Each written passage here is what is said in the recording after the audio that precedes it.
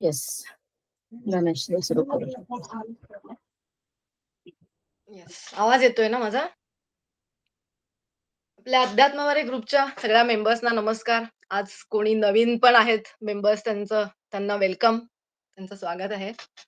आपण कालपासून खूप काकूंच्या सेशननी एकदम छान आपल्या रामनवमीच्या सेलिब्रेशनची सुरुवात झाली आहे. आणि इथूनही असंच पुढे रामनवमीपर्यंत सगळी सेशन छानच होतील. त्याच्याबद्दल खात्री आहे. तर मला वाटतं रामनवमीचं सेलिब्रेशन किंवा म्हणजे रामाची कुठलीही गोष्ट, भक्ती ही समर्थ रामदास स्वामींच्या उल्लेखाशिवाय अपूर्ण. कारण समर्थांचे आपल्यावरती अनंत उपकार आहेत. दासबोध, आत्माराम, मनाचे श्लोक, इतक्या आरत्या म्हणजे त्यांनी इतकं साहित्य करून ठेवलं आहे, की आपल्याला जर का आपण त्याचा अभ्यास केला तर मला वाटतं तो श्रीराम त्यांनी आपल्या सगळ्या सर्वसामान्यांच्या आवाक्यात आणून बसवलेला आहे. तर अशा आपल्या सेशनमध्येही आपण वीकली मनाचे श्लोक म्हणतोच आहोत गेले 2-3 महिने. तर त्यामुळे आज मी मनाच्या श्लोकांवरती थोडंसं बोलण्याचा प्रयत्न करणार आहे. एक सद्गुरू डॉक्टर श्रीकृष्ण देशमुख, ज्यांना डॉक्टर काका असं म्हणतात. कोल्हापूर जवळ एक शिवगड नावाचं गाव आहे, जिथे शिवगड अध्यात्म ट्रस्ट चालवतात ते. ते वेदांतावरती, अध्यात्मावरती खूप प्रवचनं करतात. त्यांचे खूप अनुग्रहित म्हणजे ते शिष्य आहेत.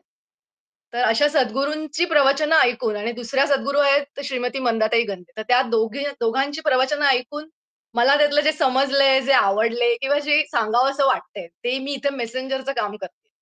त्यामुळे माझ्या बोलण्यातलं तुम्हाला जे काही आवडेल, रुचेल ते सगळं श्रेय त्या दोघांचं आहे. आणि कुठे काहीतरी कमतरता, फ्लॉज असतील तर ते माझ्याकडे आहे. तर दोन्ही सद्गुरूंना वंदन करते, समर्थ रामदास स्वामींना वंदन करते आणि बोलायला सुरुवात करते. हे 205 मनाचे श्लोक समर्थांनी लिहिलेत. तर असं म्हणतात, की हे श्लोक त्यांनी एका रात्रीत लिहिले. तर ह्या मनाच्या श्लोकांच्या निर्मितीमागे एक कथा सांगितली जाते. ती आधी मी थोडक्यात सांगते. की चाफळला असताना राम मंदिरामध्ये समर्थ आणि त्यांचे सगळे शिष्य दरवर्षी रामनवमीचा सोहळा एकदम जोरदार साजरा करायचे. आणि त्यासाठी लागणारी सगळी संपत्ती म्हणजे रिसोर्सेस, पैसा, अन्नधान्य जे काय होतं ते शिवाजी महाराजांकडून पोहोचवलं जायचं. म्हणजे पाठवलं जायचं. तर एक वर्ष असं झालं, की रामनवमी एकदम जवळ आली आणि ते शिवाजी महाराजांनी पाठवलेली मदत काही चाफळला पोहोचू शकली. आता त्यावेळी काही टेक्नॉलॉजी नव्हती, काही ट्रॅकिंग सिस्टम नव्हती, की कुठे आलायत, काय आलायत काहीच कळायला मार्ग नव्हता. मग असा प्रश्न उभा राहिला, की आता ही ही रामनवमी साजरी करायची कशी? आणि त्या प्रश्नाचं समर्थांनी शोधलेलं उत्तर म्हणजे हे मनाचे श्लोक आहेत. असं म्हणतात ते त्यांनी एका रात्रीमध्ये एवढे श्लोक लिहिले, त्यांच्या शिष्यांनी ते पाठ केले आणि दुसऱ्या दिवशी आजूबाजूच्या गावोगावी जाऊन त्या शिष्यांनी मनाचे श्लोक म्हणत-म्हणत भिक्षा मागायला सुरुवात केली. आता त्या श्लोकांचं सामर्थ्य एवढं, शब्द सामर्थ्य इतकं होतं आणि कदाचित त्यांच्या शिष्यांनी ते म्हटलेही तेवढ्याच प्रभावीपणे असतील, की सगळी लोकं ऐकून अतिशय खुश झाली. त्यांची मन म्हणजे प्रसन्न झाली आणि त्यांनी भरपूर भिक्षा सगळ्यांना दिली. आता इतकं म्हणजे की रामनवमीचा सोहळा साजरा होईल इतकं धन, अन्नधान्य, शिधा सगळं गोळा झालं. मीन टाईम जे शिवाजी महाराजांनी पाठवलेली ती मदतही मिळाली आणि त्या वर्षीचा उत्सव एकदम छान साजरा झाला. अशी ही कथा सांगितली जाते. आता त्याचं म्हणजे मनाचे श्लोक जरी त्या स्पेसिफिक रामनवमीच्या सेलिब्रेशनसाठी लिहिले असले, तरी आपले संत, सद्गुरू यांचा कुठलाही एक शब्द हा कुठलाही म्हणजे लिमिटेड स्पेसिफिक पर्पजसाठी नसतो. तो कालातीत असतो. आणि म्हणूनच ते मनाचे श्लोक आपण आता एवढे 400-450 वर्षानंतरही जेव्हा आज आपण म्हणतोय, तेव्हा त्यातली पॉझिटिव्हिटी आपल्याला अनुभवायला येते.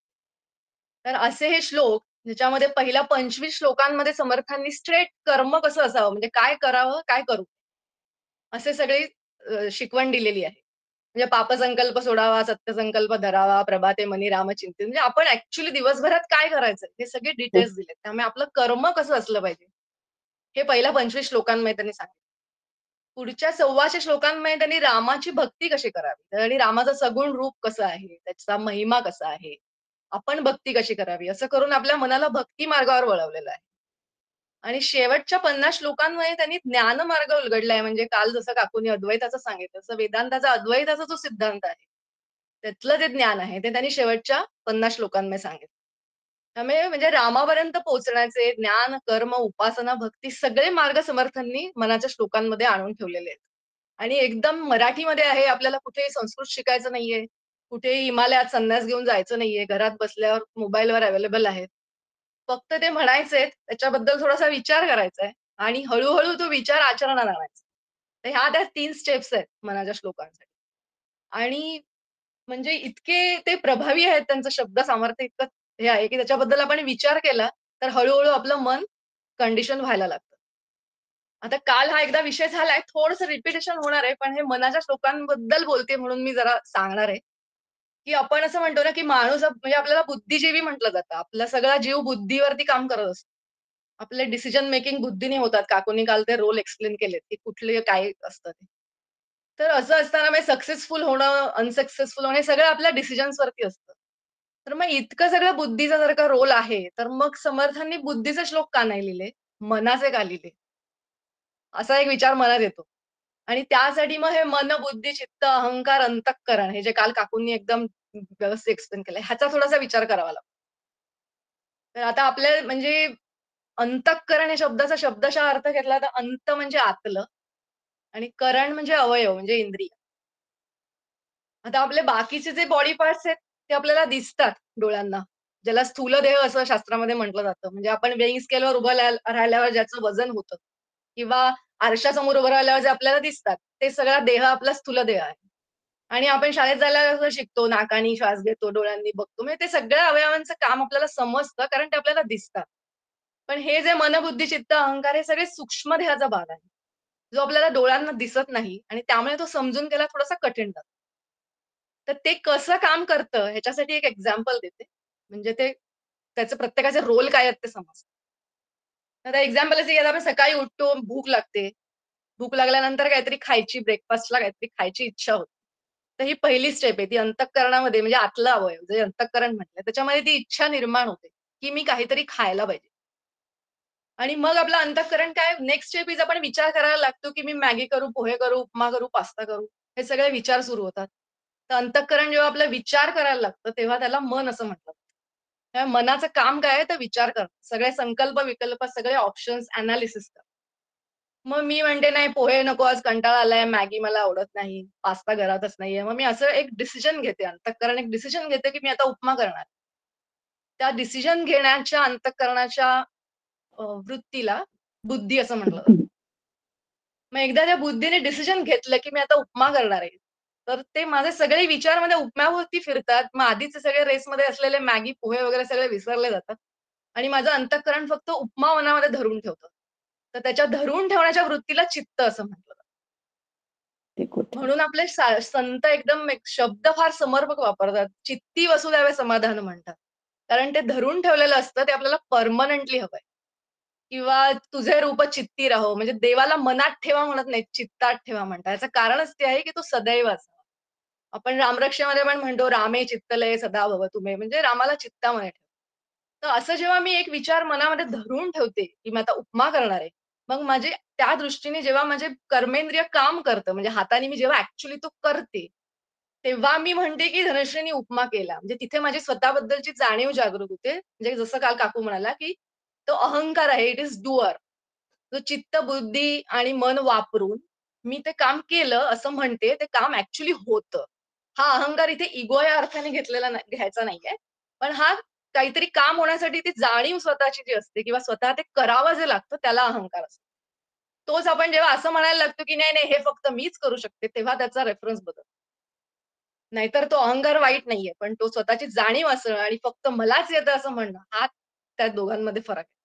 तर असं जे अहंकार आहे, तर हे सगळं अशा पद्धतीने काम करतं आणि म्हणून समर्थांनी मनाला उपदेश केलाय. कारण मनामध्ये जे सगळे वेगळे-वेगळे विचार येतात, त्याच्यातनं आपली बुद्धी डिसिजन घेत असते. आता हे सगळे संत सांगतात, तुकाराम महाराज पण सांगून गेलेत, की "जन्म घ्यावा लागे वासनेच्या संग." त्यामुळे आपला जन्मच मुळात वासनापूर्तींसाठी झालेला आहे. मागच्या जन्मीच्या जे काही राहिलंय म्हणजे आई-वडिलांमुळे झालाय तो ते आई-वडील माध्यम आहे. पण कारण मूळ आहे ते वासनापूर्तीसाठी. आणि डॉक्टर काका म्हणतात, की वासना खूप स्ट्रॅटेजिक लोकेशन पकडून बसतात. म्हणजे त्या बुद्धीत असतात. कारण ते डिसिजन वासनांच्या अलाइनमेंटमध्ये होत राहतात आणि आपण तसंच जगत राहतो. जे पाहिजे तेच बघतो, तेच ऐकतो, तेच खातो, तेच पितो. म्हणजे आपले सगळे डिसिजन वासनांच्या अलाइनमेंटमध्ये होत असतात. मग जेव्हा केव्हा तरी असं काहीतरी होतं, मग आपण थोडंसं संत सत्संगाच्या मार्गाला लागतो. मग ते नवीन विचार आपल्याला देतात आणि हे वासनांचे संस्कार थोडे कमी होतात आणि वासनांचा क्षय होण्याकडे चालू होते. तर हे सगळं टू वे कम्युनिकेशन फक्त मनच करू शकतं. म्हणजे बुद्धीने घेतलेलं डिसिजन बाकी बाहेर पाठवणं किंवा बाहेरून आलेलं नवीन काहीतरी इन्फॉर्मेशन बुद्धीला पोहोचवणं. हे दोन्ही काम फक्त मनाकडे आहे. कारण बाकी सगळे आपले अवयव हे बहिर्मुख आहे. आपण बाहेरचं बघतो, ऐकतो. सगळं सेन्सेस आपल्या बाहेरच्या दिशेला असतात. पण हे मनःचक्षू जेव्हा आपण म्हणतो, तेव्हा मनच एक आहे जे अंतर्मुख होऊ शकतं. आतला आवाज हा सगळा मनाचाच असतो. त्यामुळे मनाला कंडिशन केलं, की बुद्धीवरचे होणारे संस्कार बदलता येतात आणि म्हणून समर्थांनी मनाचे श्लोक लिहिलेत. बुद्धीचे श्लोक लिहिलेत नाही. आता हे मनाला श्लोक एवढे सगळे लिहिलेत, तर असं वाटेल, की आता 205 श्लोक लिहावे लागले म्हणजे आपलं मन किती वाईट असेल ना. इतकं त्यांना सांगावं लागलं उपदेश, की बाबा "अरे बाबा असं कर, असं करू नको." पण ते तसं नाहीये. त्यांनी खूप श्लोकांमध्ये मना सज्जना म्हटलेलं आहे. म्हणजे सगळ्यांचं मन सज्जनच आहे. तर आपल्याला असं वाटतं, की माझ्या मनात खूप विचार येतात म्हणजे माझं मन खूप वाईट आहे का? तर तसं नाहीये. मन त्याचं काम करते. कारण ते एक अवयव आहे. मग त्याचं हार्टचं काम आहे ब्लड पंप करणं. किडनीचं काम आहे प्युरिफिकेशन. पॅनक्रियासचं वेगळं काम आहे. तसं मनाचं काम आहे विचार करणं. आणि आता योग साधना पण जी करते तिथेही आम्हाला हेच शिकवलं जातं, की मनाचं कामच आहे विचार करणं. तुम्ही मनाला जर का असं म्हटलं, की नाही आता मी मेडिटेशनला बसणार आहे आणि पुढचे 10 मिनिटं माझ्या मनात एकही विचार येणार नाहीये, तर तसं होणार नाही. सर्वसामान्य लोकांना मनामध्ये विचार येणारच आहेत. ते तशी स्थिरता यायला आणि त्या लेव्हलला जायला ती साधनेची गरज असते. पण मुळामध्ये मी जर का असंच ठरवलं, की माझं मन वाईटच आहे आणि त्याच्यात विचारच नाही आले पाहिजे, तर ती एक्स्पेक्टेशनच चुकीची आहे. म्हणजे ते हार्टला ब्लड पंप करू नको असं सांगण्यासारखं आहे. त्यामुळे त्या मनात विचार येणार आहे. पण आपल्यावरती आपला कंट्रोल कुठे आहे? तर तो आलेला विचार प्रोसेस कसा करायचा, हे आपण ठरवू शकतो. बरोबर आहे. अगदी बरोबर. म्हणजे आपण आता समजा मेडिटेशनला बसलो आणि समजा ओम असं म्हणतोय. थोडा वेळ म्हणायला लागतो, मग काहीतरी आठवतं, की हा म्हणजे माझा नवरा. मी एकदा एकदम कॉमन उदाहरण देते, कारण हे सगळ्यांचे एक्सपिरियन्स असतात, की मला सकाळी काहीतरी बोलला आणि मला खूप वाईट वाटलं. आमचं भांडण झालं. मग मला ते तिथे आठवतं आणि मी तिथेच ते सोडून देत नाही. मी काय करते, की मला तो मागच्या वेळी पण असंच म्हणालेला, तो रोजच असंच म्हणतो आणि अशीच भांडणं होतात किंवा तो उद्याही हेच म्हणणार आहे आणि तो कधी बदलणारच नाही. सो मी भविष्य, भूतकाळ, इकडे-तिकडे मेडिटेशन सोडून मी सगळीकडे फिरून येते. तर तसं न करता ठीक आहे, विचार आला मनात, की नवरा काहीतरी बोलला, वाईट वाटलं. सोडून दे. ओके, एक्सेप्ट इट, की मला वाईट वाटलंय. परत ते लक्ष ओमवरती आणायचं असं आम्हाला शिकवलं जातं म्हणून थोडंसं एक्सप्लेन करते. नाही बरोबर आहे, मग त्याला बरोबर आहे. आलंबन किंवा सपोर्ट असं म्हटलं जातं, की एक बरोबर. आलंबन ठेवायचंय आणि आलेला विचार एक्सेप्ट करायचा परत तिथे यायचंय. ह्याच्याने काय होणार आहे, की विचार हळू-हळू 2 विचारांमधलं अंतर वाढणार आहे. आणि थोड्या वेळ का होईना आपण त्या ओमकडे किंवा जे काही म्हणत असू, रामनाम घेत असू, जे काय करत असू, तिथे थोडंसं फोकस वाढणार. त्यामुळे असं ही एक पद्धत आहे, की कसं मनातले विचार कमी करायचे आणि आलेल्या विचारांवरती पुन्हा विचार कसा करायचा नाही. हे मी थोडंसं मनाचे श्लोक आणि योग साधना असं थोडंसं कंबाईन हे सांगते. पण मन स्थिर झालं कीच आपली स्पिरिच्युअल ग्रोथ होत असते. आणि बरोबर. म्हणून हे मनाचे श्लोक अतिशय महत्वाचे आहेत. म्हणजे ह्यातल्या कुठल्याही श्लोकाबद्दल किती बोलावं तेवढं कमी आहे. पण हे बॅकग्राऊंड देण्याचं कारण एवढंच आहे, की असा विचार करून जेव्हा आपण म्हणू, तेव्हा त्याचा इम्पॅक्ट वेगळा असतो. आता मी हे जेव्हा असं सगळं माझ्या मुलांना काय-काय सांगते, तेव्हा ते म्हणतात, "आई हे सगळं ठीक आहे. पुढे काय? आम्ही करायचं काय? आमच्यासाठी टेक अवे काय आहे?" तर ते काय आहे, थोडंसं एका श्लोकाने एक्सप्लेन करायचा प्रयत्न करते. कारण खूप श्लोक आहेत आणि आपल्याकडे वेळ कमी आहे. पण एक पहिला लहानपणापासून आपण एक श्लोक तर सगळ्यांनाच माहिती असेल, की "प्रभाते मनी रामचिंतित जावा, पुढे वैखरी रामा आदी वदावा, सदाचार हा थोर सवडू नये तो, जनी तोची तो मानवी धन्य." तर ह्यातला फक्त अर्थ सांगते म्हणजे काय एक्स्पेक्टेड आहे या श्लोकामधनं. तसा विचार करून तो म्हटला तर त्याचा इम्पॅक्ट आपल्यावरती किंवा आपली स्पिरिच्युअल ग्रोथ चांगली होते. तर प्रभाते मनी राम चिंतित जावा. म्हणजे प्रभाते सकाळी उठल्यानंतर मनामध्ये रामाचं चिंतित म्हणजे चिंतन करायचंय. आपण जो मराठी भाषेत शब्द वापरतो, की मी चिंतित झालो म्हणजे चिंता करतो. म्हणजे चिंता आणि चिंतन हे 2 अपोझिट वर्ड्स आहेत. चिंतामध्ये दुःख आहे आणि चिंतनामध्ये आनंद आहे. आणि चिंतनाच्या 2 फेज आहेत. चिंतनामध्ये एक स्मरण आहे आणि नाम आहे. म्हणजे नामस्मरण करायचंय. बरं ते करण्यासाठी कुठचंही सकाळचं काम सोडून तासभर देवासमोर जाऊन बसायचंय, जप करायचा असं काही नाही. उठल्यानंतर सगळ्यात पहिल्यांदा रामाची आठवण करा. हा राम आहे, तो आपण जो रामरक्षेमध्ये पण म्हणतो म्हणजे वेदांताचा अंत असला म्हणजे ब्रह्मरूपी राम असा इथे अपेक्षित आहे. त्यामुळे आपण कृष्ण म्हणू शकतो, विठ्ठल म्हणू शकतो, स्वामी समर्थ म्हणू शकतो, गुरुदेव सगळे रूप देव ब्रह्मरूपाने एकच आहेत. त्यामुळे रामचिंतित जावा म्हणजे तुमचं जे कुठलं आराध्य दैवत आहे त्याचं एकदा नाव घ्या. इतकं साधा त्या लाईनचा अर्थ आहे. प्रभाते मनी रामचिंतित जावा. पुढे वैखरी राम आदी वदावा. वैखरी म्हणजे वाणी म्हणजे आपण जे बोलतो. तर काहीही बोलायच्या आधी तुम्ही रामाचं नाव घ्या. बस. मग ते काय घेऊन बसायचं नाहीये. असं जरी म्हटलं, "अरे, म्हणजे आपण सकाळी उठल्यानंतर, रामा आज उशीर झाला रे उठायला, चहा कर." एवढं म्हटलं तरी पण चालणार आहे. पण आठवण व्हायला पाहिजे. आता मी हे फक्त इथे सांगतेय म्हणजे हे मी रोज करते असं नाही, पण I am trying to be there. कधी विसरलं तर मी घेते नाव. कारण ह्या श्लोकातून एक्सपेक्टेड आहे. आणि मंदादेवींच्या प्रवचनात त्या सांगतात, की आधी चापपाणी आणि मग चहापाणी. चापपाणी म्हणजे राम. तर आधी राम म्हणा आणि मग चहा-पाणी प्या की. काहीच ते सगळं सोडून तुम्हाला करत बसायचं नाहीये. पण मनाला सवय लावायला च्या गोष्टी आहेत ह्या.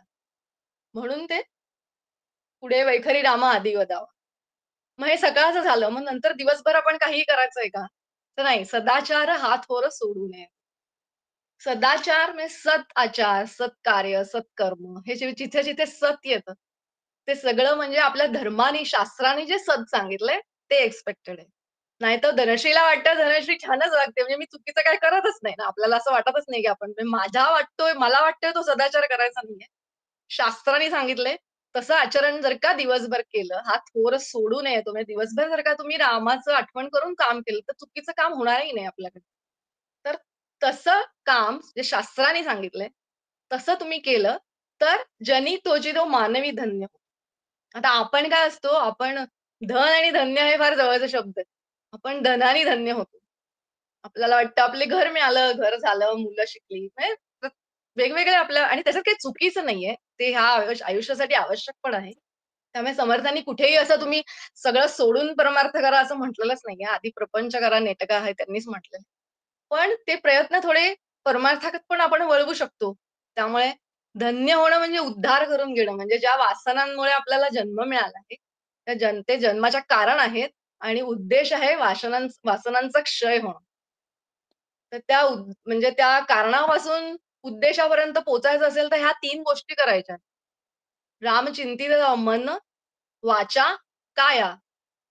आपण रामरक्षेमध्ये पण म्हणतो, "रामचंद्र चरणो मनसा स्मरामी, वचसा गृणामी, शिरसा नमामी." ह्याच 3 गोष्टी तिथे आहेत. आणि ह्याच 3 गोष्टी देऊन देवाने आपल्याला वरून पाठवलंय. आपल्याकडे अजून आहेच काय? काया आहे, मन आहे आणि आणि वाणी दिलेली देवाने. या तिघांचा उपयोग करून आपल्याला चौथी गोष्ट मिळवायची आहे ती म्हणजे मोक्ष. आणि ती कशी मिळणार आहे? तर ह्या 3 गोष्टी करायच्या आहेत. म्हणजे जनी तोची तो मानवी धन्य, धन्य म्हणजे उद्धार होणं म्हणजे मोक्ष मिळणं. असं सज्जनांनी असं केल्यानंतर जगामध्ये तुम्ही धन्य होणार आहात. अशा अर्थाचा हा श्लोक आहे. जनी वंद्यते सर्व हे खूप सोप्या-सोप्या शब्दात लिहिलंय. फक्त आपल्याला त्याचा अर्थ लावून घ्यावा लागतो, की जनी वंद्यते म्हणजे आता आजकाल Facebookवर रील करणं हे वंद्य मानलं जातं किंवा हे. आपण ते करायचं नाहीये. शास्त्राने जे वंद्य सांगितलेलं आहे किंवा शास्त्राने जे निंद्य सांगितलेलं आहे, तिथे थोडासा लक्ष ठेवायचं आहे.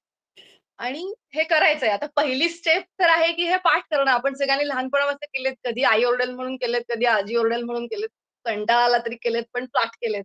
आता आपण थोडं परत ते म्हणायला लागलोय.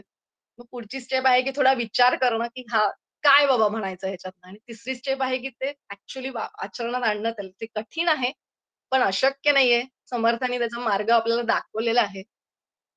तर आपण सगळ्यांनी तो मार्गावरनं आपण जाऊया, प्रयत्न करूया सगळे एकमेकांना. मला असं वाटतं, की आपल्या सेशनमध्ये थोडा-थोडा जर का एका-एका श्लोकाचा अर्थ कोणी-कोणी विचार करून सांगितला, तर इट विल हेल्प अस. कारण थोडं विचार करायचे. शेवटी परमार्थ हे सगळं विचारांचं शास्त्र आहे आणि म्हणूनच त्याचा मनावरती एवढा फोकस आहे. कारण सगळ्या संतांनी मनालाच उपदेश केलेला आहे वेगवेगळ्या ह्याच्यातून. काल पण ते निर्वाण षटकाचं पहिलं मला वाटतं मी मन नाही, बुद्धी नाही ह्याच्यानेच चालू झालंय. त्यामुळे ह्या गोष्टी खूप महत्त्वाच्या आहेत. ह्याचा थोडा फाउंडेशन बेस थोडा समजून घेतला तर हे आवडतं. ह्याच्यामध्ये लॉजिक आहे. नाहीतर हल्ली लोकांना अध्यात्म आणि परमार्थ म्हटले की बोरिंग एक्झॅक्टली. काहीतरी असं वाटतं. पण जे एक्झॅक्टली. सायन्स आहे त्याच्यामध्ये लॉजिक आहे आणि फक्त आपल्याला ते तसं सांगणारे चांगले हे मिळणं हे सुद्धा म्हणजे मला वाटतं हे आहे. तर त्याचा अभ्यास जर का आपण केला ना, ते सगळं आपल्याला समर्थांनी दिलंय. अभ्यास करायची गरज आहे आणि कधीतरी तर ते आचरणात येईल. पण प्रयत्न नाही सोडायचे. सो आपल्या सगळ्यांची स्पिरिच्युअल ग्रोथ अशीच होत राहो आणि thank you to each one of you, कारण आपण एकत्र हे सगळं करतोय ना, म्हणून थँक्यू. थोडंसं विचार केला जातो, बोललं जातं. खरंय, खरंय. आणि मृणालिनी थँक्स टू यू, कारण हे 9 दिवस एकदम मस्त होणार आहेत, झालेत, सुरुवात झालीये. सो सो ठीक आहे आता. जय जय रघुवीर समर्थ. थँक्यू. जय जय रघुवीर समर्थ. Thank you, thank you, thank you. खूपच छान, खूप छान. सुंदर. अगं तू छान ताई. अतिशय सुंदर. थांबू नको खूपच सुंदर. धनश्री, तू खरंच बोलत खूप राहा. छान. इतकं सुंदर वाटतंय ना, खरंच बोलतच छान. राहा. मी खरंच. किती बोलू हा, शकते, बोलत मी खूप विचार करून हे बघ इथे लिहून ठेवलंय, तर मी किती आपले तुम्ही लेफ्ट आउट झाला तरी मी बोलू शकते, पण मी म्हटलं नाही, कुठेतरी एक त्याला असं हे पाहिजे फ्लो, की काय काय सांगायचंय. हे, काय परत ग, ना म्हणजे एकदा स्टॉप होऊच नाही विषय घेऊन वाटतंय. तू बोलत जा. असं बोलत राहा बस. महिन्यातून एकदा आपण तुझं ठेवत जाऊया. हो येस.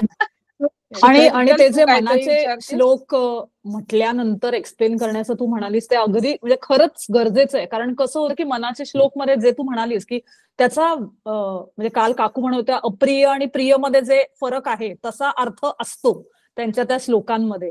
आणि म्हणजे आता आम्ही सगळ्यांनी हे वाचून ऐकून म्हणून बरेच वर्ष झाली आहेत आणि आता आपण परत सुरुवात केली आहे मृणालिनी नाही, आणि म्हणूनच आपल्या ते या परत सगळ्या. म्हणतोय मग ना, तू आणि हे आता सुरू जरासं केलंस तर कळतंय. बरं म्हणजे होईल. लहानपणी काही कळत नव्हतं ना, नंतर हो आपण आपल्या म्हणजे ह्याच्यातच बिझी होतो, की मनाच्या श्लोकांची आठवणच कोणाला होती. आता जरा थोडं हो. परत करतोय, नाही तर खरं थोडंसं आहे. थॉट दिला ना, तर इट मेक्स अ डिफरन्स असं बरोबर आहे. वाटलं. म्हणून आणि म्हटलं ह्याच्यावर थोडंसं आणि बोलावं. मला आठवतंय म्हणजे मी इंग्लिश मीडियम स्कूलमध्ये आल्यामुळे आमच्या शाळेमध्ये असं आम्हाला वाटलं होतं की ते रायमिंग आहे म्हणून आपल्याला शिकवतायत. म्हणजे आम्ही इतके डम होतो की त्याला असा हे नाही, आहे, नाही, रायमिंगच छंद आहे. तसंच ते पाठ होतात ना. हा म्हणून आम्हाला वाटायचं कदाचित ते मराठी आपलं बेटर व्हावं आणि रायमिंग आपल्याला कळावं म्हणून शिकवलं. अपोजिट्स त्याच्यामध्ये बरेच आहेत ना म्हणून. मला पण फक्त एक गोष्ट बोलायची होती. म्हणजे हे हे सगळे लहानपणापासून शिकल्यामुळे ना, की त्याचा अर्थ पण कळतोय. पण प्रॉब्लेम एकच आहे, की तो वळत नाहीये आणि मला वाटतंय, हां. की या ग्रुपमुळे ते थोडंसं आचरणात आणण्यासाठी थोडं ईझी राहील असं वाटतंय. कारण खूपशे रामरक्षेचं पण आहे, की अर्थ माहिती आहे, रामरक्षा म्हणता येते. पण ती आचरणात आणता येत नाहीये अजूनही. नाही, नाहीच, त्याला खूप प्रयत्न पाहिजेत. कारण आपण काय होतं 2 दिवस करतो आणि नंतर परत आपण बॅक टू हे जातो. तर ते थोडंसं कन्सिस्टन्सी मॅटर्स प्रत्येक गोष्टीत. तसं इथेही तेच आहे. हे पण एक सायन्सच आहे. पण कन्सिस्टंटली करत राहिलो तर definitely we will progress. Yes. आणि वी विल प्रोग्रेस टुगेदर. कारण हे मला येस. आवडते, ज्याचं चाललंय आपलं, हो ना. ज्या दिशेने जातोय. That is going to help.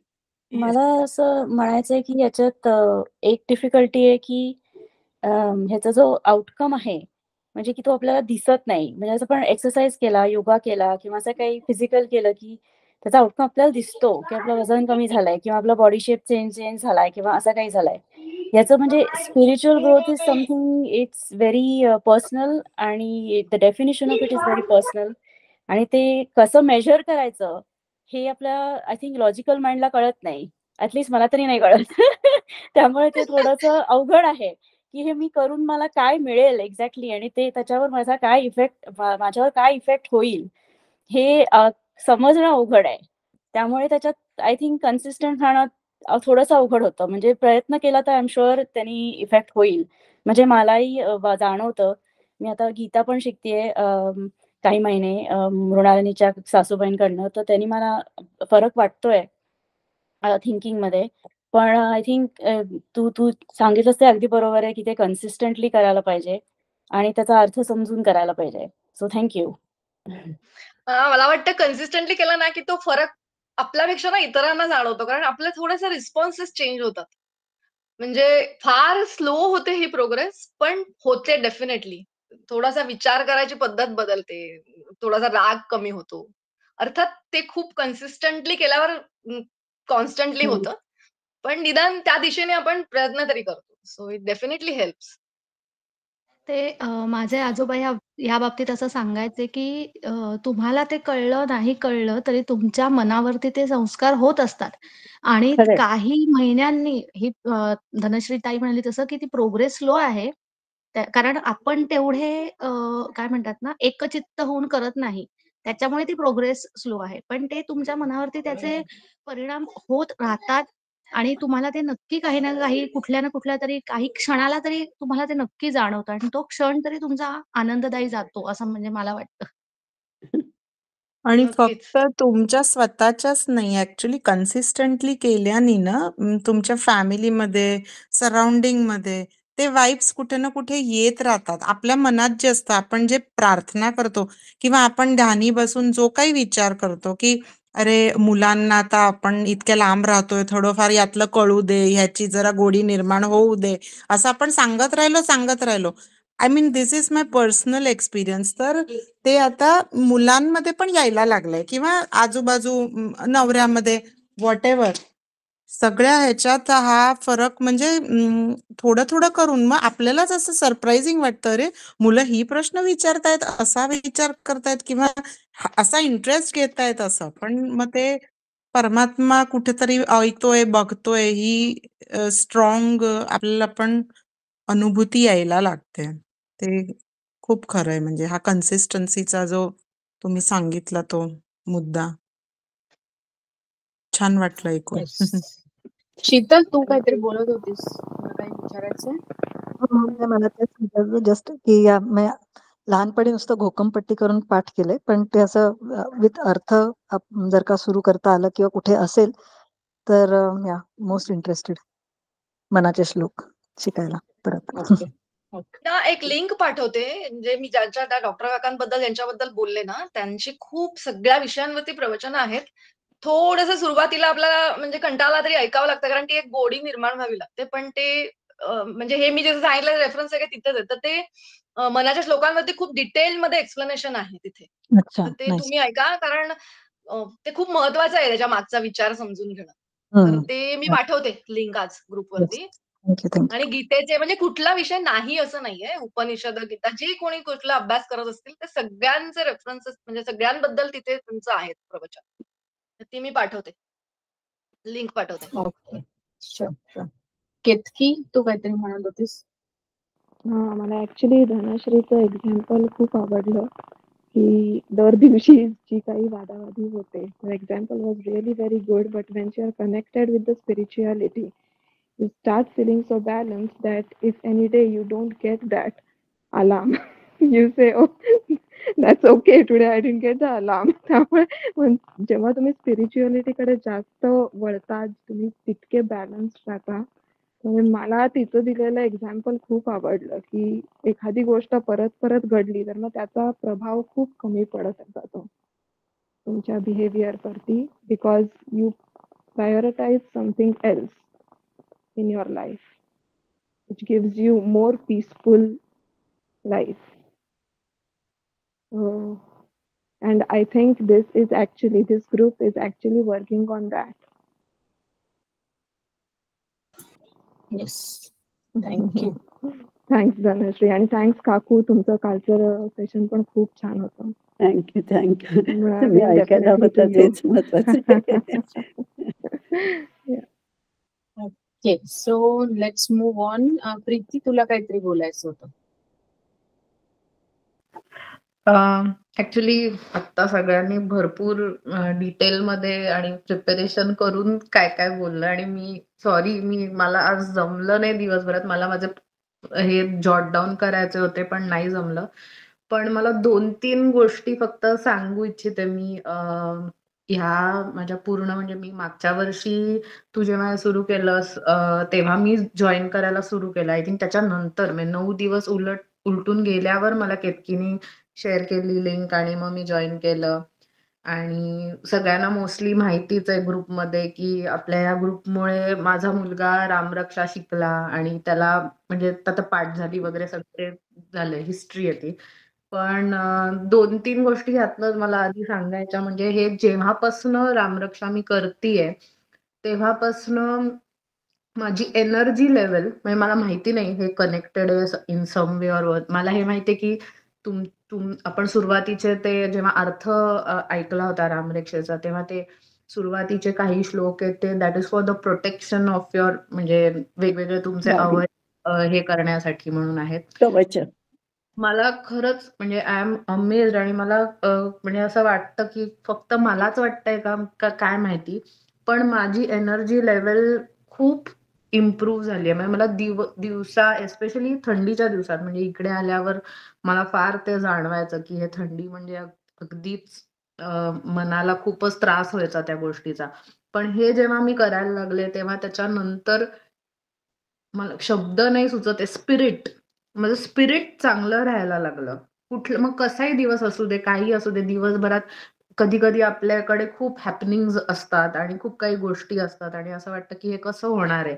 पण जेव्हा हे मी रेग्युलरली ही सेशन्स जॉइन करते, तेव्हा माझा जो माइंडसेट असतो to take on a day और जे काय पुढचे 10 दिवस, 15 दिवस, तो एकदम ड्रास्टिकली बदलतो. मला माहिती नाही तुमच्यापैकी बाकीच्यांना हा अनुभव आलाय का नाही. पण ही एक गोष्ट मला खूप आवर्जून सांगायची आहे. दुसरी गोष्ट म्हणजे आत्ता जे डिस्कस झालं की आपण जे वागतो आयुष्यामध्ये ते आपल्या हळूहळू आपल्या सराउंडिंगमध्ये पण रिफ्लेक्ट व्हायला लागतं. सो मला तेही दिसायला लागलंय. तो इफेक्ट आहे माझ्या फॅमिलीमध्ये, माझ्या इन जनरल माझ्या लाईफमध्ये, माझ्या आयुष्यात इतक्या गोष्टी पॉझिटिव्ह घडायला लागल्यात. सो ती एक खूप छान गोष्ट आहे मागच्या ह्या 1 वर्षभरात आणि मला खूप आनंद आहे. मला केतकीने इंट्रोड्यूस केलं आणि मी हे फॉलो केलं, परस्यू केलं, सोडलं नाही की बुवा आता मी नाही जॉईन करत, झालं शिकला माझा मुलगा रामरक्षा किंवा असं काही मी माझ्या मनात सुद्धा विचार आला नाही. सो ही एक दुसरी गोष्ट. आणि तिसरी गोष्ट म्हणजे ही माझी एकदम खूप पर्सनल मेमरी आहे की मी जेव्हा रामरक्षा शिकले तर ते आजोळी आम्ही जायचो उन्हाळ्याच्या सुट्टीमध्ये आणि सगळ्या माझ्या मामी बहिणी वगैरे आम्ही संध्याकाळच्या वेळी दत्ताची आरती असायची आजीकडे. आमच्याकडे पुण्याला घर आहे खाली दत्ताचं मंदिर आहे आणि तिथे पादुका वगैरे आहेत आणि आम्ही मग रोज संध्याकाळी तिकडे जाऊन आरती व्हायची आणि मग सगळेजण स्तोत्र सगळी म्हणायचे. आणि तेव्हा मला असं लक्षात आलं की अरे आपल्याला येतच नाहीये, काहीच येत नाही. म्हणजे भीमरूपी वगैरे किंवा अथर्वशीर्ष हे बेसिक तर शिकलेलो होतो. इतरही त्या स्तोत्र म्हणायच्या. देवीचं एक स्तोत्र होतं ऐगिरी नंदिनी. पण का कुणास ठाऊक मी माझ्या मनात हा विचार आला की आपल्याला ही रामरक्षा शिकायची आहे. तेव्हा कुठे आपल्याला कळत असतं लहानपणी की बुवा ह्याचं काय महत्व आहे किंवा काय याचा इम्पॅक्ट असू शकतो आपल्या आयुष्यावर. पण आता हे कसं काय म्हणजे ही बुद्धी देवानेच दिली असं मी म्हणेन की मी ती शिकले आणि लहानपणी कसं असतं आपल्याला माहिती नसतं सोर्सेस काय असतात. आपल्याकडे तेव्हा इंटरनेट नव्हतं लहानपणी. तर मी ती रामरक्षा हाताने मी 3री-4थीत असेल. मी ती पुस्तकातून तशीच्या तशी उतरवली कागदावर ती घेऊन मी नाशिकला गेले आणि मग महिनाभर मी ती रोज म्हणून आपली मी ती शिकले. आणि आता life has come a full circle की तीच सेम भावना माझ्या मुलाच्या मनात आली की अरे मला हे शिकायचंय. या सगळ्या जणी दर बुधवारी येऊन इथे काहीतरी या म्हणतात. यातला एक शब्द मला येत नाही आणि हे एवढे सगळे यांना पाठ आहेत श्लोक आणि ते इन्स्पिरेशन आणि ते फीलिंग ते आपोआप त्याच्याकडे आलं. तर ह्यासाठी मला खूप या ग्रुपचे धन्यवाद द्यायचे आहेत की नाहीतर हे काही सगळं झालंच नसतं. मे बी त्यांनी कारण असं बघितलंच नसतं कोणाला की लोक एकत्र येतायत, रामरक्षा म्हणतायत किंवा असं काहीतरी करतायत. ते सगळं इथे त्याला मिळणं अशक्य होतं. सो ह्या 3 गोष्टी मला शेअर करायच्या होत्या. मला अजून चांगलं बोलायचं होतं पण अनफॉर्च्युनेटली मला जमलं नाही सगळं नीट कंपाईल करायला. पण खूप म्हणजे माझ्यासाठी तर हा ग्रुप इज अ बून. म्हणजे मी काही झालं तरी हे सोडणार नाही नक्की. हे तर नक्कीच आहे आयुष्यात. धन्यवाद. मस्त छान बोललीस खूप की प्रीती. हो, खूप छान बोललीस. थँक्यू. Good good. ठीक आहे. जान्हवी तुला काहीतरी सांगायचं का? हो. वेगळं असं फार काही नाहीये. ॲक्चुअली जे सगळं डिस्कशन झालंय तेच आहे, की खूप काही वेगळं, खूप काही असं डीप नॉलेज किंवा असं आध्यात्मिक ह्याने मला काही बोलायचं नाहीये किंवा माझा काही तेवढा अभ्यास पण नाहीये. नॉर्मलच रुटीन, नॉर्मल लाईफ. पण आजपर्यंत जे अनुभवलंय वर्षभर अध्यात्मवारीच्या निमित्ताने आणि इतके वर्षांचे घरचे संस्कार किंवा पुण्यात मागच्या वेळी मी म्हटलं तसं पुण्यात पेठेत राहिल्याचा परिणाम, वेगवेगळे मोठमोठ्या लोकांचे लेक्चर्स ऐकली आहेत आणि तर त्या सगळ्यातून अ, ज्ञान खूप मिळालं आत्तापर्यंत. पण ते किती आचरणात आणता आलं माहिती नाही. बरेच वेळा ते आपल्याला जमत पण नाही. पण आचरणात आणण्याचा प्रयत्न किंवा ते आत्मसात करण्याचा प्रयत्न मात्र नक्कीच अजूनही चालू आहे. तर आजकाल जसं होतं, की आपल्याला काही माहिती हवी आहे, काही एखाद्या गोष्टीचं माहीत करून घ्यायचंय, तर आपण लगेच इंटरनेटवरती जातो, Googleवरती जातो, सगळं सर्च करतो आणि माहिती मिळते. पण माझा पर्सनल अनुभव असा आहे, की प्रत्येकच वेळेला ती माहिती समाधानकारक उत्तर देणारी असतेच असं नाही. बरेच वेळेला अनेक प्रश्न आणखीन निर्माण होतात.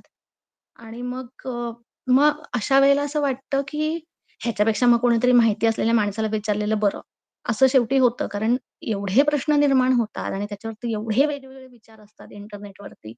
सो मला पर्सनली असं होतं, की फेस टू फेस कधीही चांगलं किंवा कुठल्यातरी माहिती असलेल्या, त्याचा अभ्यास असलेल्या माणसाकडनं आपल्या प्रश्नांची उत्तरं मिळवलेली कधीही चांगलं. सो म्हणजे थोडक्यात असं, की अनुभव हा महत्वाचा. मग तो माझा स्वतःचा असो, तुमचा असो, कोणाचाही. जेव्हा अनुभव कोणाचा येतो आणि त्याच्यातून तो माणूस जे ज्ञान देतो, ते माझ्या मते आपल्याला लवकर काय म्हणतात ना, आपण लवकर त्याच्याशी कनेक्ट होतो किंवा आपल्याला लवकर ते समजतं, आपलं समाधान होतं. म्हणजेच अनुभव महत्वाचा. तर तसंच हे आहे, की रामनाम किंवा रामरक्षेचा पण अनुभव घेणं हे खूप महत्वाचं आहे. मी म्हणतेय आणि म्हणून तू पण म्हण गं, तर असं सांगून खरंच होत नाही. मगाशी धनश्री ताई म्हणाली तसं, की विशेषतः म्हणजे आजकालच्या मुलांना नाही होत. आपण सांगतो असं, की आम्ही करतो, आम्ही करायचो, आता तुम्ही पण करा. नाही होत ते. सो प्रत्येक वेळेला आपण त्यांना ते सांगू शकत नाही, की ह्याने तुला असंच होईल आणि त्याने तुला तसंच होईल. सो अशा वेळेला म्हणजे मी तरी माझ्या मुलाला असंच सांगते, की "तू करून बघ. तू महिनाभर हे करून बघ न चुकता आणि मग तू स्वतः मला सांग, की तुला कसं वाटलं किंवा तुला काय बदल झाला." सो महत्वाचं म्हणजे मला असं वाटलं, की रामरक्षा, रामनाम किंवा अध्यात्मातली कुठलीही गोष्ट अशी आहे ना, की ही अनुभव घेण्याची आहे. स्व-अनुभव घेण्याची जास्त आहे. अ, असंच ह्याच्यातून मला असं कळलं, की रामनामासाठी म्हणजे मी म्हटलं तसं माझे आजोबा नाथपंथातले आणि खूप त्यांचा खूपच अभ्यास होता.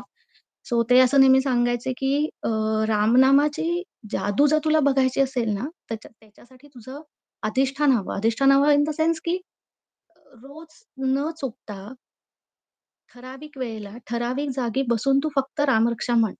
बाकी काही करू नकोस. आणि मगाशी धनश्री ताई म्हणाले तसं, असं कधीच होत नाही, की आपण काहीतरी म्हणायला बसलोय आणि आपल्या डोक्यात विचार येत नाही. भरपूर आपण त्याच वेळेला आपण जगभर फिरून येतो. इतके फिरतो ना, की 2 मिनिटांनी आपल्याला असं होतं, की मी रामरक्षा नाहीच म्हणत आहे, मी फिरतेय. पण हे सुरुवातीला आहे. जेव्हा तुमचं मन तुमच्या आत्म्यावरती ते संस्कार होत असतात, त्यावेळेला म्हणजे जसं शाळेत नाही का, मस्तीखोर मुलाला अभ्यास करायचा असतो. तो काही ढ असतो असं नाही. पण तो मस्तीखोर असतो. त्याला त्या अभ्यासाबरोबर मस्ती पण हवी असते. मग त्याला वळण लावायला लागतं. तसं तुमच्या मनाचं आहे किंवा तुमच्या आत्म्यावरती ते संस्कार होणं महत्वाचं आहे. म्हणून ती नियमितता हवी. आणि ती नियमितता आली, की आपोआप मी मगाशी म्हटलं असं, की त्या आत्म्यावरती संस्कार होऊन आपोआप तुम्ही नुसती तुमची स्पिरिच्युअल ते तर म्हणजे स्पिरिच्युअल लेव्हल वाढणं हे खूपच मोठे मला वाटतं. पण रोजच्या आयुष्यातल्या छोट्या-छोट्या गोष्टी पण तुमच्या बदलत जातात. आणि रामरक्षाच का किंवा रामनामच का? तर असं आहे, की रामरक्षेमध्ये एवढी ताकद आहे किंवा त्याची रचना, त्या शब्दांची रचनाच अशी आहे. आता आपल्याला बेसिक हे ज्ञान आहे, की जेव्हा आपण बोलतो, एखाद्या गोष्टीचा उच्चार करतो, तर तेव्हा हवेमध्ये काही स्पंदनं निर्माण होतात. सो रामरक्षा ही अशी अशी त्याची अरेंजमेंट केलेली आहे, की जर तुम्ही ती व्यवस्थित म्हटली, तर तुमच्या घरामध्ये अशी काही स्पंदनं निर्माण होतात, ज्याने तुमच्यामध्ये खूप सकारात्मक ऊर्जा निर्माण होते.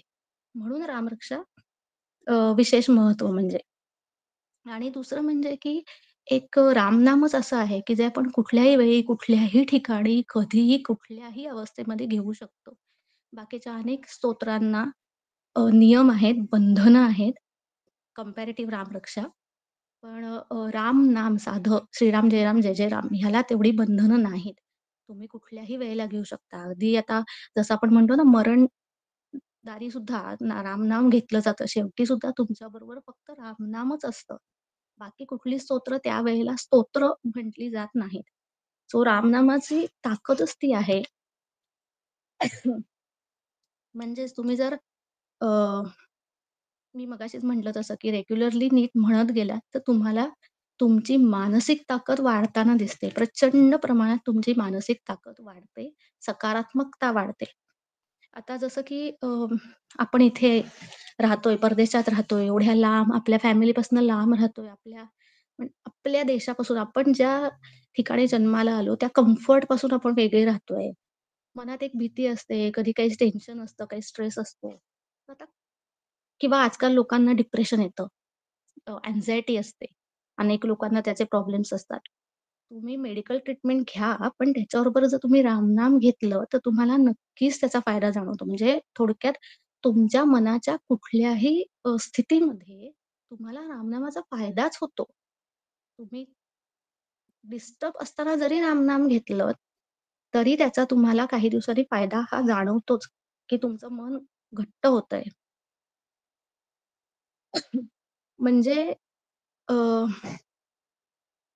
असं असं आहे की आता संकटं येणार नाहीत किंवा आयुष्यात तुमच्या प्रॉब्लेम्सच येणार नाहीत, असं कोणाचंच आयुष्य आपण बघितलं म्हणजे नाहीच आहे आणि पुढेही ते कोणालाही मिळेल असं मला काही वाटत नाही. प्रश्न निर्माण होणार, संकटं येणार. मग कशासाठी सगळं करायचं किंवा देवाचं किंवा कुठल्याही एखाद्या शक्तीपाशी आपण नतमस्तक का व्हायचं? तर जेव्हा ही संकटं तुमच्या आयुष्यात येतात किंवा तुम्हाला जेव्हा अनेक प्रश्न निर्माण होतात, आयुष्यात काही डिसिजन घ्यायची वेळ येते आणि तुम्ही ते घेऊ शकत नाही. तुम्हाला कुठेतरी खेचल्यासारखं होतं. तर जर तुम्ही कुठलंही एखादं स्तोत्र किंवा काही एक रेग्युलरली करत असाल, तर त्याची ताकद तुम्हाला अशा वेळेला जाणवते.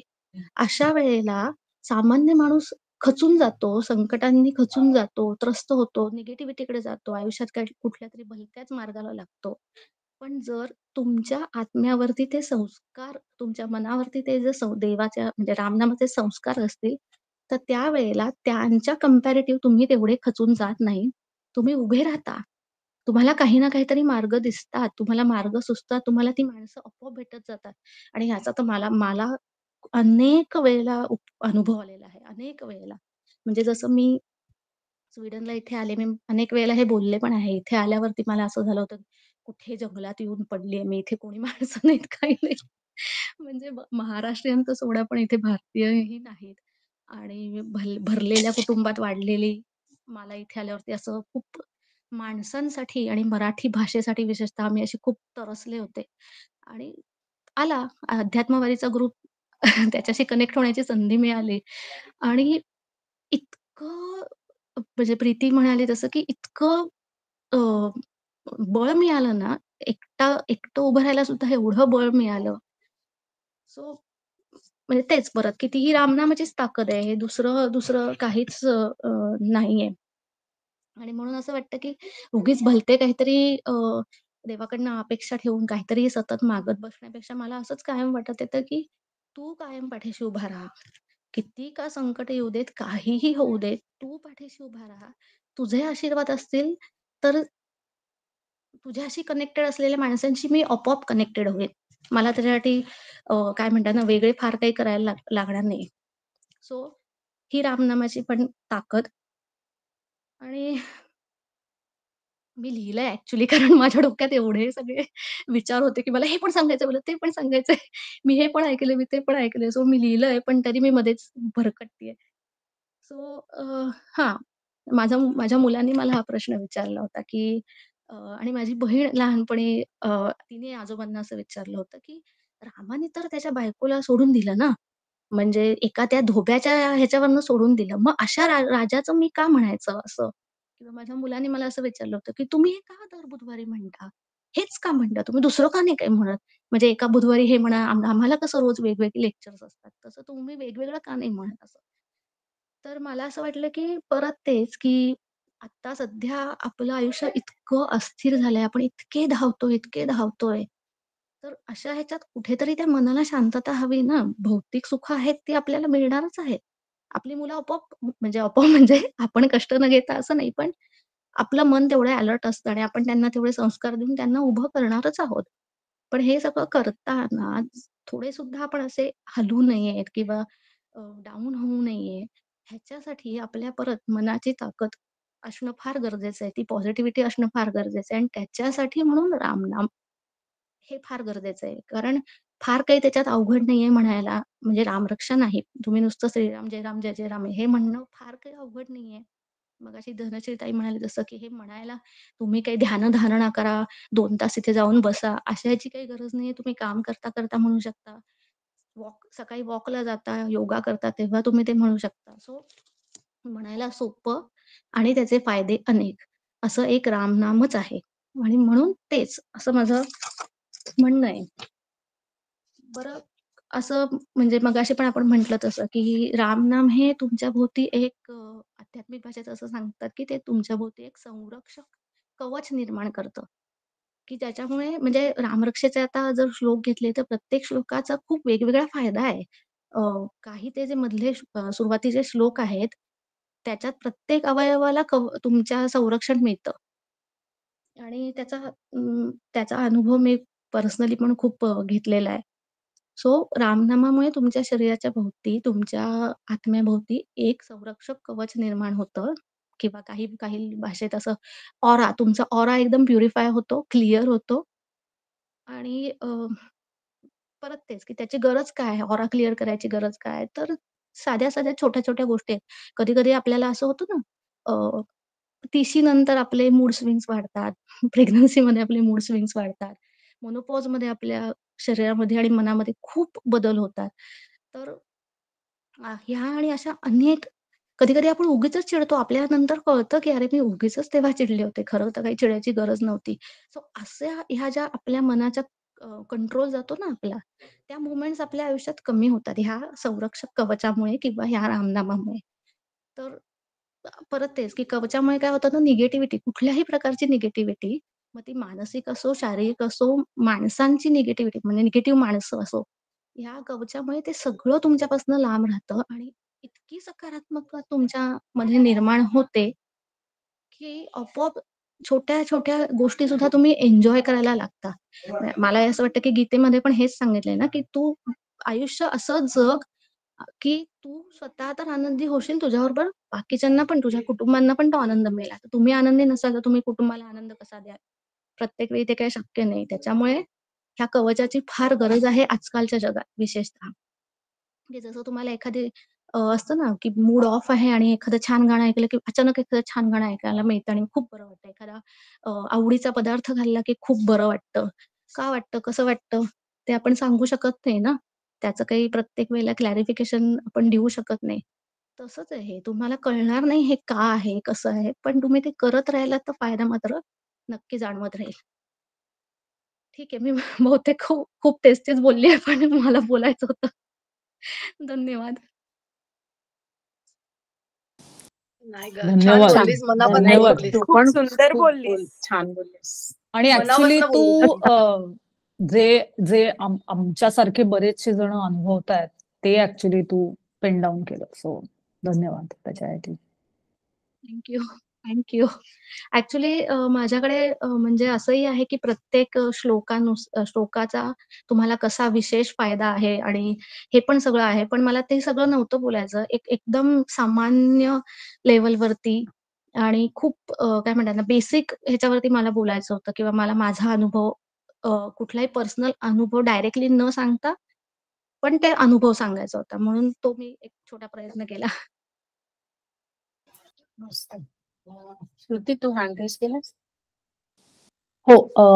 मला फक्त एक मृणालिनीला रिक्वेस्ट करायची होती, की आपण बऱ्यापैकी आपला नियम सांभाळतोय, की आपण मारुती स्तोत्र म्हणतो, मग आपण रामरक्षा म्हणतो. काकू अगदी नियमाने अजून म्हणजे आपलं हे सुरू झालंय पर्व तेव्हा चैत्राचं. तर आपण एक माळ ऍटलिस्ट रामनाम जप करू शकू का? म्हणजे रोज उद्यापासून जर का शक्य झालं तर नुसती एक माळ, म्हणजे आपलं रामनाम पण त्याच्यामध्ये म्हणजे महात्म्य तर चालेल आहेच, ना. पण हे उद्या पण इनफॅक्ट अगं मी विचार करत होते, उद्या 13 वेळा आपण रामनाम करूया, कारण ते 13 अक्षरी काय म्हणतात त्याला, त्रयोग मला ते लक्षात नाही, बट 13 लेटर असल्यामुळे 13 वेळा म्हणजे 13 माळा करूया उद्या, कारण उद्या कोणाचं काही लेक्चर नाहीये. So there is no guest enrolled for tomorrow. हो. सो उद्या आपण अख्खा वेळ फक्त तेच 13 चालेल, माळा करू चालेल, शकतो. आणि चालेल. आज तुला घ्यायची असेल एक माळ तर पटकन तू घेऊ शकतेस, आजच सुरू करू शकतो. इन केस अजून कोणाला काही बोलायचं. मानसी एक मला मिनिट, फक्त मानसी. मला फक्त एकच गोष्ट अजून सांगायची हा, होती. बोल ना, बोल बोल. म्हणजे मी बरेच वर्ष आता हेल्थ म्हणजे पॅरामेडिसिन आणि आयुर्वेद आणि ह्या सगळ्या गोष्टी कंबाईन करून काम करते. सो राम नामाचं महत्व किंवा रामरक्षेचं महत्व आणि बंदिस्त रामरक्षा ही कॉन्सेप्ट आणि हेल्थ हे मी खूप जवळनं अनुभवलं आहे, स्वतःच्या निगडीत असताना सुद्धा, घरच्यांच्या मध्ये सुद्धा, मित्र परिवारामध्ये आणि नंतर माझ्या पेशंट्स मध्ये. आणि म्हणजे आय नो डाटन शूट्स आणि हे सगळं आपण फॉलो करतो जर्मनीमध्ये, आणि बरेच डिस्क्लेमर्स पण असतात. पण रिसेंटली आम्ही आमच्या जर्मन हॉस्पिटलमध्ये आणि US मिलिटरीच्या काही पेशंट्सवर पण ह्याचा थोडासा एक्सपेरिमेंट नाही म्हणणार मी, कारण ते चुकीचा शब्द आहे, पण आम्ही ऍक्च्युली जे प्रचंड प्रमाणामध्ये डिस्ट्रेस्ड असतात, PTSDचे केसेस असतात, तर त्या सगळ्यांना ऍक्च्युली फक्त ऐकायला सांगितलं भीमरूपी आणि रामरक्षा, आणि त्यांना इंग्लिश लिटरेचर आणि जर्मन लिटरेचर थोडंसं दिलं. आणि म्हणजे आम्ही परत विचारायला म्हणजे मी गेले नाही, कारण बऱ्याचदा ते अनॉनिमस कॉन्सेप्ट मध्ये भेटतात. पण if they have not come back that means they are finding it better, असं मला वाटतंय. सो हेल्थ आणि रामरक्षा किंवा बंदिस्त रामरक्षा याच्यावर मला कधीतरी बोलायला आवडेल. हे पेशंट्स इंटरनॅशनल आहेत का की फक्त इंटरनॅशनल? आणि त्यांना रामरक्षा आणखीन भीमरूपी ह्याचं ट्रान्सलेशन दिलंय का तुम्ही? ट्रान्सलेशन असं नाही, एक ब्लॉग पोस्ट आला होता, म्हणजे टाइम्स ऑफ इंडियामध्येच आलं होतं ते, त्यामुळे ते एक ब्लॉग मी त्यांच्याबरोबर शेअर केला होता, ज्याच्यामध्ये रामाचं स्पिरिच्युअल महत्व होतं. माझ्याकडे आत्ता तो ओपन आहे, मी हवं तर त्याची लिंक पाठवते. Please please. आणि त्या रा आणि रामा असं आपण इंग्लिशमध्ये म्हणतो ना, ऍक्च्युली राम आहे, पण रामा म्हटलं जातं आणि रामा लिहिलं जातं. सो त्या रा आणि माचा अर्थ त्या ब्लॉग पोस्ट मध्ये दिलेला आहे. मुद्दामून एक ब्लॉग पोस्ट घेतला होता, rather than taking something extremely scientific, कारण ऑलरेडी ती लोक खूपच त्रासलेली होती. तर तो ब्लॉग मी तुमच्या बरोबर शेअर करेन. आणि खूप कमी लोकांबरोबर आम्ही हे केलं, पण त्याचा खूप फायदा झाला. सो कधीतरी वेळ असेल तर नक्कीच मला हेल्थ अँड रामरक्षा ह्याच्यावर किंवा बंदिस्त रामरक्षा जे मी ऐकलं होतं आणि जे आपण इथे करतोय त्याच्याबद्दल बोलायला नक्की आवडेल. मृणाली चालणार असेल. नक्की नक्की नक्की नक्की करूया आपण. धन्यवाद.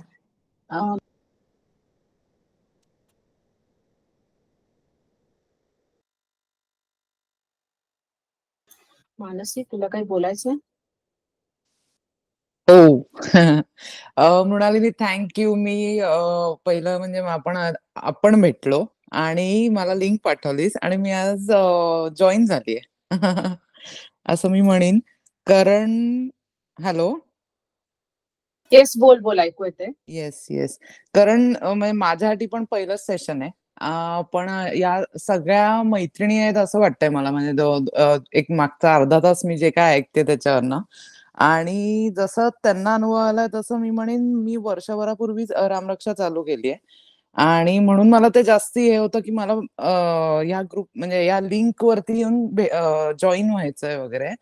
आणि जॉईन झाले, आणि असं आहे की म्हणजे हाही एक अनुभवच मी म्हणेन की त्यामुळे मी तुमच्याशी कनेक्ट झाले असं मी म्हणेन, वर्षभराने इथे कार्लसरूहेमध्ये आल्यावर, पुण्यात असताना नाही.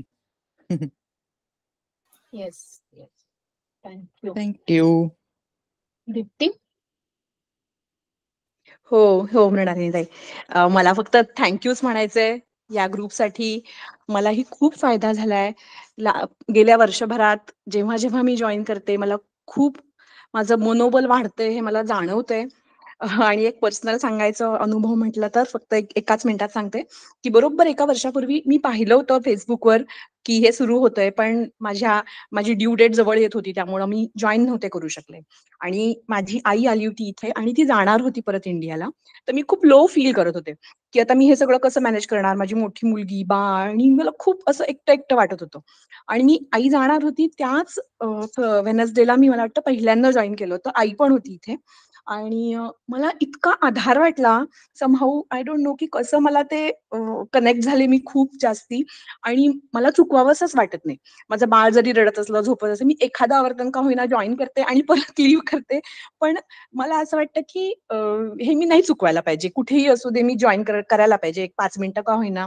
आणि खूप पॉझिटिव्हिटी आली आहे या सगळ्यामुळं आणि एकटं वाटत नाही. आधार वाटतोय या ग्रुपचा, या रामरक्षेमुळं समहाऊ की खूप मनोबल वाढतंय असं दिसतंय मला. सो थँक यू ह्या सगळ्या पॉझिटिव्हिटीसाठी आयुष्यात. Thank you very much. So Prachi, मी जास्ती नाही काही बोलणार आहे, पण ह्या सगळ्या मुलींचं ऐकून मला आता एक जस्ट एक काय म्हणता येईल भजन एक आठवलं. फक्त मी ते एक लाईन म्हणते, सुसंगती सदा देई मोरया, बहुत कष्ट लोक कुसंगतीत ह्या. म्हणजे आपण जेव्हा मनापासून देवाकडे प्रार्थना करतो ना, तर आपल्या भोवती तो ऑरा किंवा आपल्याला तशी संगत मिळत राहते. तो विश्वास ठेवा आणि खरंच ह्याचा फायदा नक्की होतो. बाकी हे फार खूप उच्च दर्जाच्या अगदी विचार करतात आणि किती छान, म्हणजे ना माझ्या अंगावर काटा येतोय अजूनही.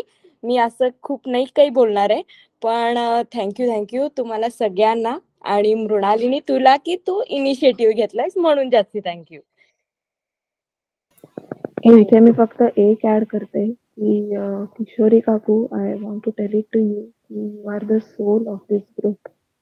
म्हणजे तुमचा जेव्हा आवाज ऐकते किंवा तुम्ही जेव्हा बोलता तेव्हा इन्स्पिरेशनल असतं ते आणि एक आईची माया जी असते ती तुमच्यात जाणवते आमच्या सगळ्यांना.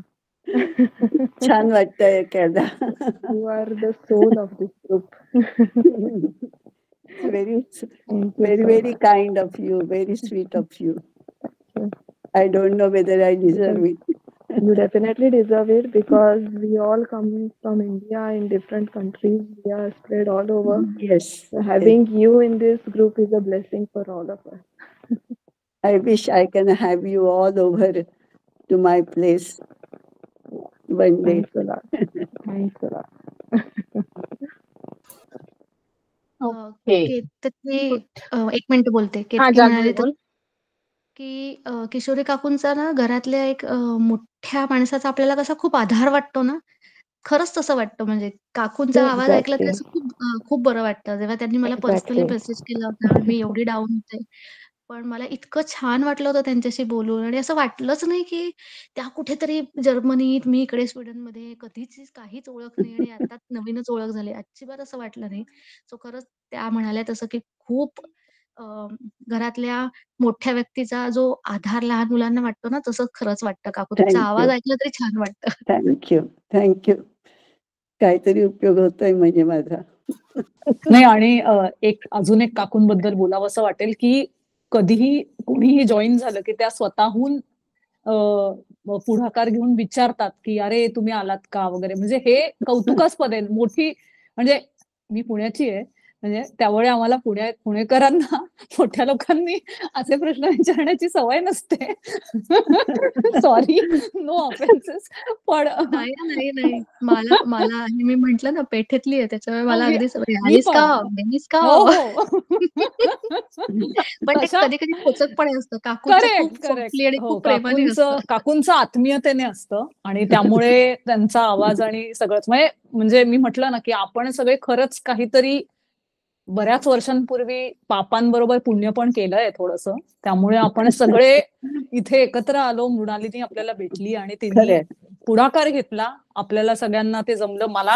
मला काही महिन्यांमध्ये जमलं नाही बिकॉज ऑफ गुड रिझन्स, पण त्याचा खूप इम्पॅक्ट होतो जेव्हा तुम्ही एखादी गोष्ट जिथे तुम्ही चित्ताने जवळ असता, म्हणजे मी अध्यात्मवारी आणि मृणालिनीच्या या संकल्पनेला चित्ताने जवळ होते, पण ते तीव्र इच्छा. कारणांमुळे करेक्ट ते होऊ शकत नव्हतं. मला ते त्याच्यामुळे होणारे आजूबाजूचे प्रॉब्लेम्स दिसत होते, मला होणारे अफेक्ट करणारे. कारण याच्या आधी मी म्हटलं ना, आपल्याला ते संरक्षण कवचासारखं, जे जान्हवी पण म्हणाली किंवा धनश्रीनी पण मनाच्या श्लोकांच्या महत्व, काकूंनी जे काल सांगितलं, की ते एक आय डोंट नो, एक इनविजिबल कवच आपण घेऊन फिरत असतो, आणि ते अचानक माझ्याकडनं हिसकावून घेतलं कोणीतरी, असं झालं. म्हणजे मला ते खूप त्रास झाला त्या गोष्टीचा. त्यामुळे मला ऍक्च्युअली आनंद झाला. माझे क्लासेस ऑनलाईन झाले आणि आता I don't have to go.